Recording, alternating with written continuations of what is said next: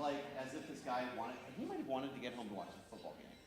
That could have been, but Amazing Grace, how sweet the sound, saved the rest. Like every song in the funeral, we played at least 25% faster than I would have played it. It's kind of.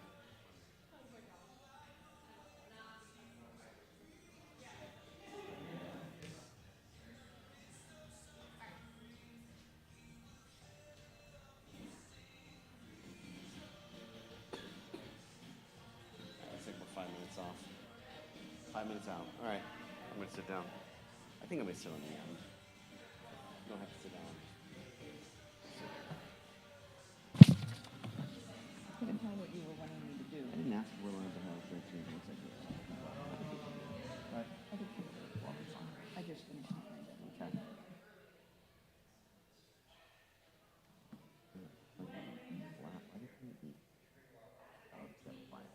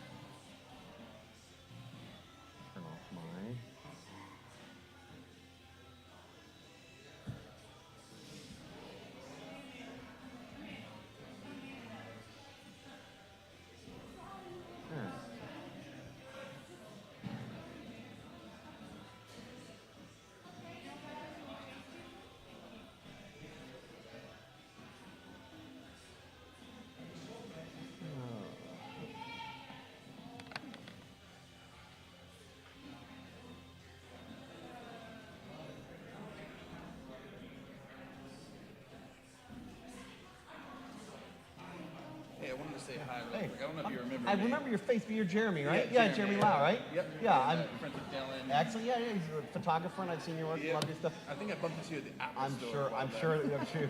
It's my wife, Corey. Corey, Hey, this how is you Jeremy. doing? Nice to meet you. Nice to meet you. This is actually my first time visiting the church. Awesome. Yeah. Well, it's my first time visiting the church Yeah, I here, too. heard. So, Yeah, yeah, perfect. Awesome. But yeah, I wanted to say I love your work. Oh, I thank really you. like the abstract work that you've been doing. Oh, really appreciate yeah, that. It's actually really inspired me. I'm working on like a abstract kind of collage work. Well, with, let's like, get together portraiture. sometime. Yeah. Yeah, let's hang out. Yeah, Cool. awesome. We got each other on Instagram. Yeah, sure. Cool. Awesome, Great cool, seeing man. you. Great to see you, too. Going over there? That's where you want to sit. Sure. So the funny thing is, I pulled up the live stream from my church on my phone, and at the exact same time, there were like kids running around near front thing. She's gone now, but there were kids running around the front of our live stream too, and I thought it's this nice symmetry. Yeah. This So. one in particular doesn't ever. Hi. Yeah, Hi. that happened. Not Hey, what's your name? Is your name Hazel. Hazel? I was actually going to guess Hazel, because I knew one of your kids was named Hazel. My name is not Hazel. Do you know what my name is? Zizi? Dizzy? I said Zizi, that's still my name. Oh, that's my name. Yeah, my name's John. And this is Corey. Hi. Wait, you have Corey in your name, don't you? No, I was thinking, And it's good thing my almost last name isn't it's that. almost spelled the same way. Her name is spelled K-O-R-I. Yours is what? K-E-L-K-H-O-U-R-I. Is that correct? No. Ramadan. Okay. No, mine Which do you prefer? Either one. Okay. So what is. is up Hi. for you? Hi. Okay. Yeah, I like it. I like it. My name's Nobody who's Ezekiel. Arabic would know Christian, probably Lebanese. Okay. Yeah. That's cool. You know how to spell Hazel? Ezekiel. Do you know how to spell John? It's easier. Wow, that is pretty fast. I don't even think I can spell my name that fast. J-O-H-N. Ooh, I was close. It's easier. I can say in English. I'm sorry, I don't speak Hazel. It's easier. Well, good morning, everybody. Thank you so much for joining us here at Scarlet City Church. Hi, Ricky. Thank you so much for joining us here at Scarlet City Church for our worship gathering. If you are in the lobby or fellowship hall and you can hear my voice, I want to invite you to make your way into the sanctuary. And for those of us who are in here, I want to invite you to stand for our call to worship. Friends, hear this from John chapter 1. This is verse 14, and this is from the Message translation. The Word became flesh and blood. The Word here refers to Jesus. Jesus became flesh and blood and moved into the neighborhood. We saw the glory with our own eyes, the one-of-a-kind glory, like Father, like Son, generous inside and out, and true from start to finish. Friends, I know a lot of us come from very different circumstances this week. Maybe it was a great week, or maybe you are here and you're just burnt out. But we have a God who, as this translation says, moved into the neighborhood. He came close to us, and what sweet news is that? And so this morning, as we sing, let's come. We have that invitation. God made the first move. He came and promises his presence is with us. And that is good. So let's worship this close God together.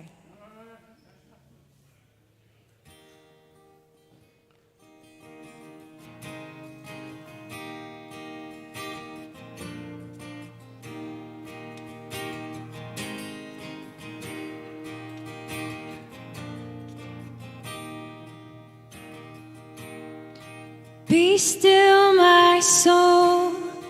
Be still, my soul. Be still and know my God is here. Be still, my soul.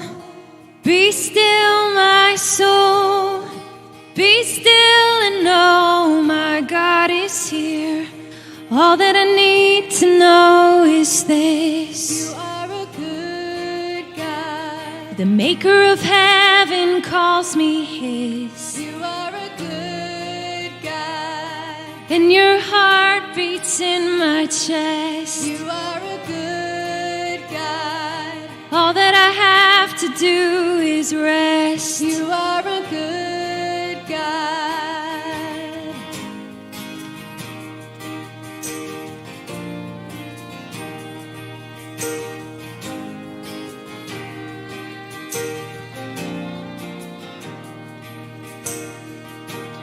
I won't be afraid. I won't be afraid.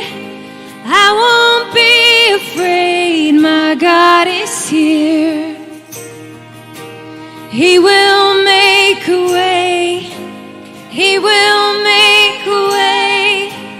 He will make a way. My God is here. All that I need to know is this. You are a maker of heaven calls me his. You are a good God. And your heart beats in my chest. You are a good God. All that I have to do is rest. You are a good God.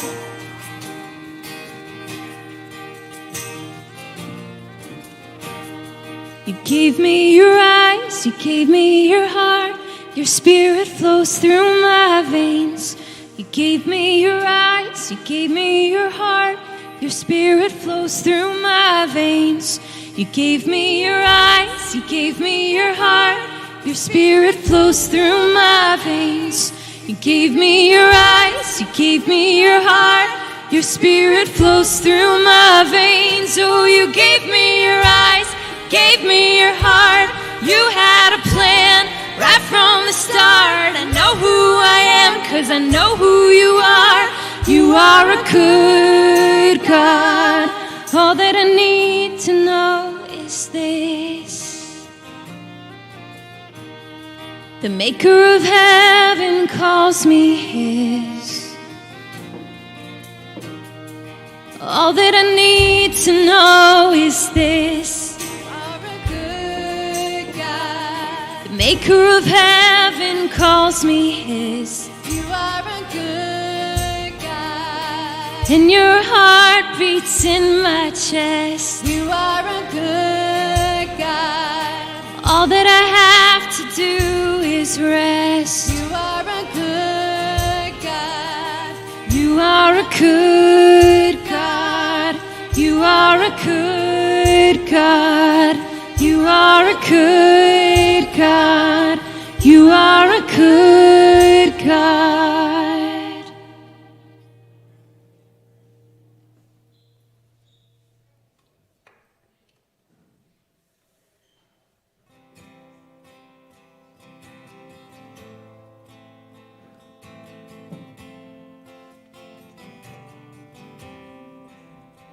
Falling down upon our knees, sharing now in common shame. We have sought security, not the cross that bears your name. Fences guard our hearts and homes. Comfort sings a siren tune. We're a valley of dry bones. Lead us back to life in you.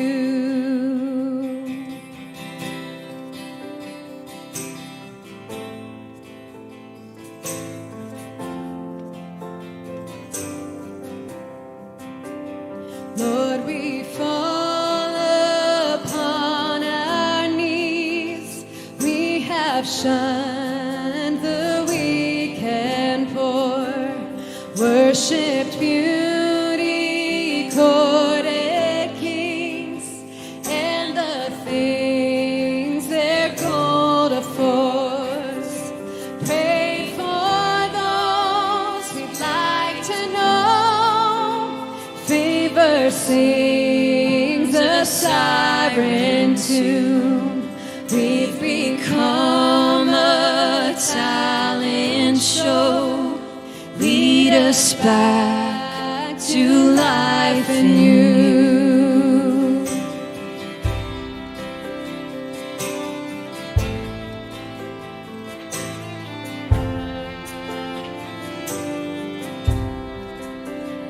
You have caused the blind to see. We have blinded him again with our man-made laws and creeds, eager, ready to condemn. Now we plead before your throne. Sings a siren tune. We've been throwing heavy stones. Lead us back to life in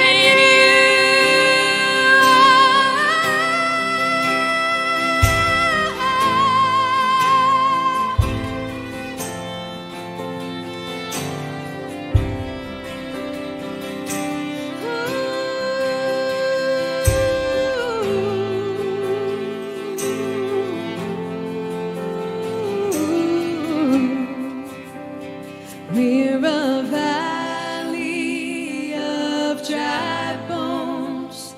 Lead us back to life in you. We've become a talent show. Lead us back to life in you. We've been throwing heavy stones. Lead us back to life in you.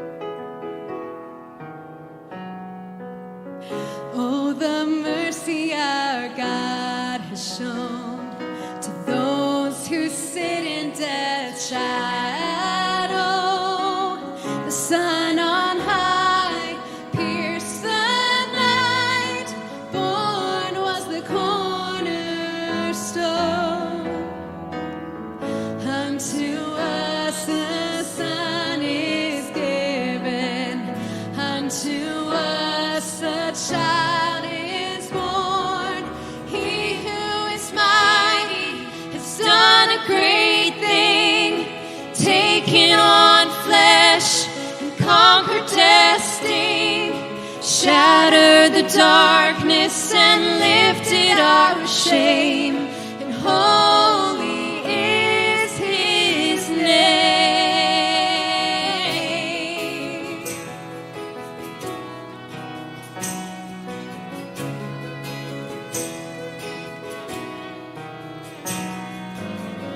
Oh, the freedom our Savior won, the yoke of sin has been broken.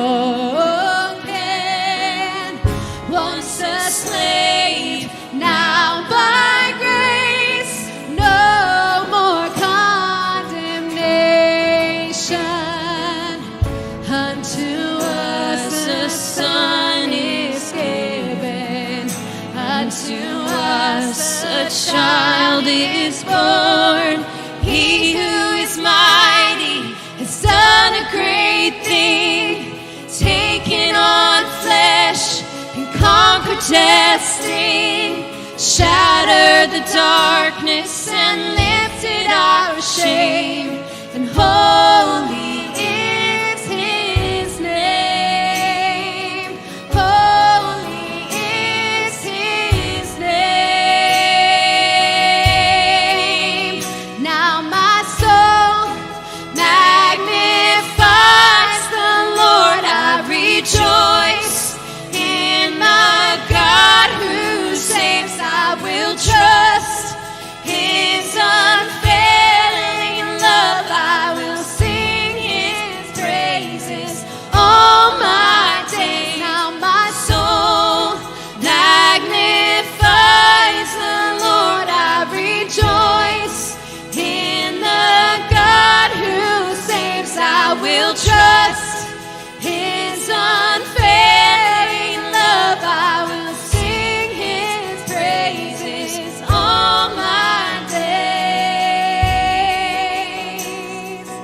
He who is mighty has done a great thing, taken on flesh, conquered testing, shattered the darkness and lifted our shame.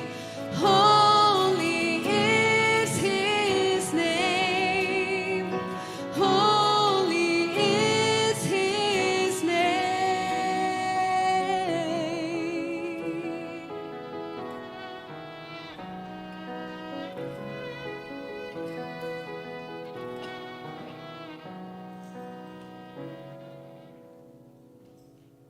Amen. You may be seated.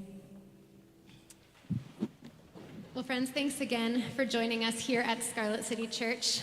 We say here that we are a people joining God's story of transformation and renewal. And if you're new here, we would love to meet you in the lobby after the gathering. The last couple of weeks, we have been going through, well, actually a couple months at this point. We're like 8 weeks in, I think, so that's awesome. We have been going through a sermon series called Scarlet City DNA, where we've really been looking at and unpacking what are our convictions as a church? What does it look like to be a faith community? And this week, we are talking specifically about what it looks like to have a missionary encounter with the world. And one thing that we're excited to be doing through this series and today is hearing interviews and talking about what this tangibly looks like at Scarlet City and for us as we relate to our city and to our world. And so this morning, I'm really excited that John McCollum, who is the director of Asia's Hope, is going to be joining us. He and David L. Curry, who's our liturgist this morning, will be joining us. And you guys can go ahead and feel free to start getting the stools and stuff ready. But John is somebody I've known for, 10 years? Something like that. Yeah, Something like sounds that. about right. Yeah. And Asia's Hope is an organization that is committed to providing family-based care for orphans in Asia, so India, Thailand, and Cambodia.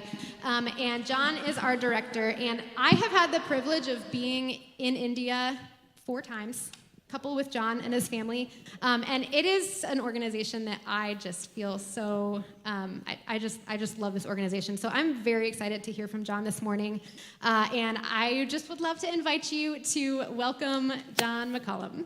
So, yay! Thank you. It's a real pleasure to be here this morning. Thanks, Janelle. Thanks for coming, John.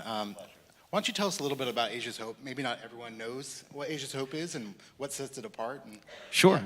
So Janelle gave a pretty good introduction there, but at Asia's Hope what we do is we provide family-style, not institutional care for orphan and vulnerable kids.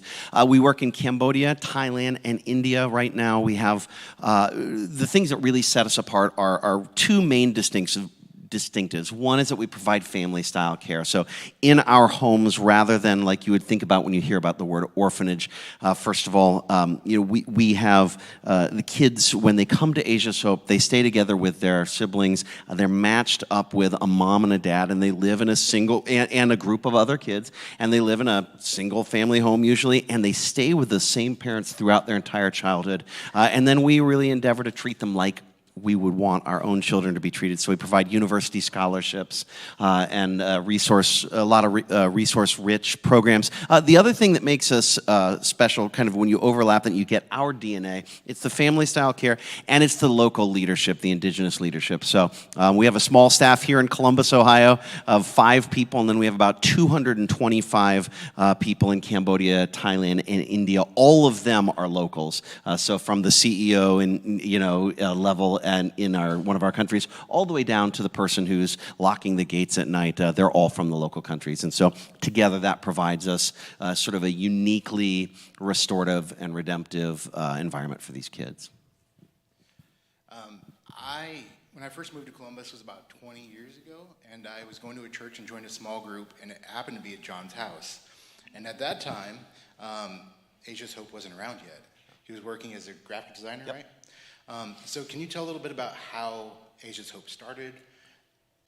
All that stuff. Sure. Yeah, so Asia's Hope, we've just started our 3rd decade. So we've just passed the 20-year mark now. And as David said, I was working as a graphic designer. I owned a small graphic design firm.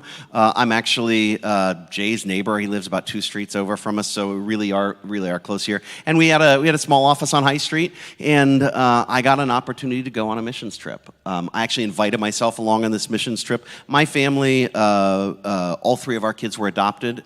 I have a son from Vietnam, a Korean son, and a Chinese daughter. And so we had some interest in Asia, and I heard about a guy who was taking mission trips to Cambodia, and I called him up and asked if I could come along. And so when I went, and I've talked about this with you, I went on this mission trip, and I wasn't super impressed with, sort of the missiology it really was. From my perspective, it felt like, white guys on a stage playing guitars type things like that. But I was really blown away by the Cambodian people I'd met who had lived through genocides and been refugees, and yet and were living in poverty, yet their vision was so strong to see, God renew their nation, and I kind of wanted to be a part of that. So then how Asia's Hope? So how Asia's Hope started? Well, Asia's Hope started, I tell people this sometimes, it's kind of like if you and I went on a mission trip together and you met some people who were super compelling and you started looking around going, hey, is there something we can do more? Is there something else we can do? And so we started talking with these Cambodian pastors and we asked them, if you had a little bit of money on a regular basis, what would you do with it? And so looking back, I kind of not really joking, but it was sort of like this really the world's worst episode of Shark Tank sort of thing, but a grassroots philanthropic venture capital thing where we looked around, we go, as Americans, kind of the only thing we have is money. And when I met the Cambodian church, I'm like, the only thing these people lack is money. They don't need me there telling them what to do or how to do it. And so we just asked our friends, and we started adopting a project here and there. Some stuff with university students, some medical and dental stuff, some ministry to some state-run orphanages around. And that's kind of how it started. And it just picked up momentum as my friends, as people like you and me, as people, probably people that we both knew, at the church we were going to, started to throw us a few shekels. We just started to do more. And then over time, it really began to take over my life. The guy who I went on the mission trip with, he became our first executive director. I was a co-founder, and then he left the organization in 2009, and I became the executive director at that time, and I closed down my design firm and haven't looked back. Yeah. That's awesome. I love hearing that story. So what is living missionally like? Why is that important to you?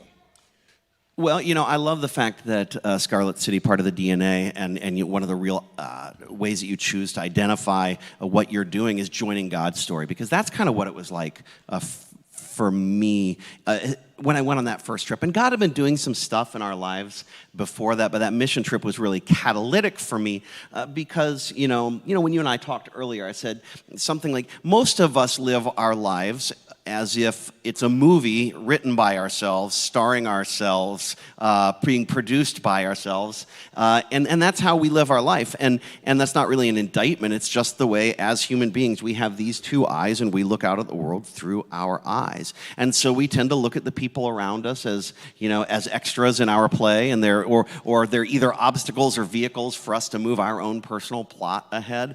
But when I went on this trip, and like I said, God had been doing some other stuff in our lives, already shaking some things up, some unease with the way we were living our lives, just our lifestyle and the world around us. But when I got there and I realized God is doing something here. God is doing something here. And, I used this the other day when we were chatting. I used this sort of metaphor. It's like if you've got your friends and you're putting together a movie and you want to do, hey, wouldn't it be cool if we made like a movie? And then George Lucas comes and says, hey, John, I know you've got your thing going on, but we're doing a Star Wars sequel and I'd like you to be involved. Well, if you have any interest in filmmaking, it doesn't matter what you're going to be doing. He doesn't have to tell you if you're doing craft services and handing out donuts, or if you're going to have a speaking part, or if you're going to be in the makeup room. You want to be a part of it because you go, this is, objectively speaking, a more important story, a more compelling story. And I want, to live my life and not have to look back and go, yeah, I had that opportunity. I had that opportunity. George Lucas invited me to be a part of his thing. And I had the opportunity and I passed it up. So